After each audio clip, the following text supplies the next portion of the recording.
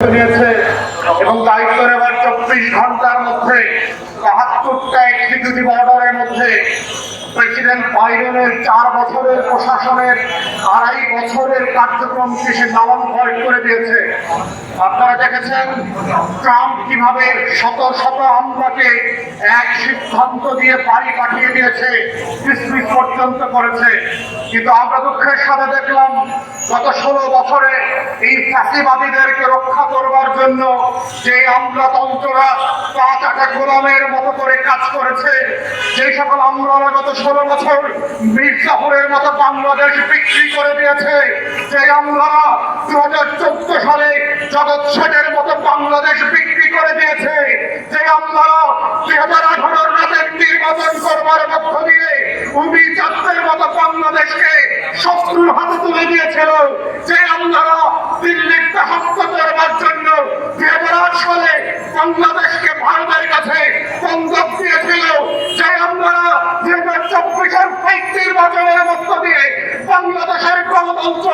নির্বাচন ব্যবস্থা ধ্বংস করে দিয়েছে, সেই দালাল মির্জাফরের বংশধর আমলারা এখনো বাজার হালতে সচিবালয় কাপড়া বেড়াচ্ছে।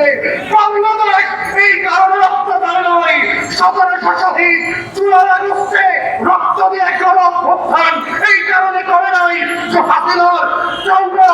সন্তানরা যে সকল পটপর আমলারা বাংলাদেশ বিক্রির দাসখত করেছে,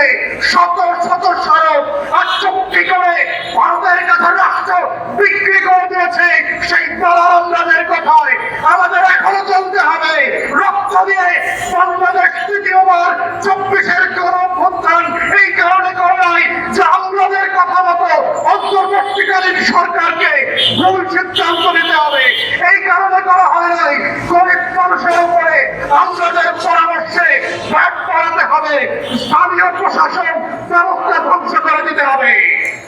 প্রিয় দেশবাসী, তাই আমরা বারবার বলছি গণঅভ্যুত্থানের স্পিরিট হচ্ছে নতুন বাংলাদেশে জাতীয় শত্রু মিত্র চেনার রাজনীতি বোঝা।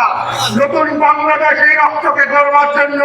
যদি আমরা নিজেদের পক্ষকার শত্রু এবং বহিঃশত্রুকে না চিনতে পারি, তাহলে বাংলাদেশ আবার পরাধীন হয়ে যাবে। এই বাংলাদেশে আবার গণঅভ্যুত্থান করতে হবে। এই বাংলাদেশে আবু সাঈদ মুগ্ধাদেরকে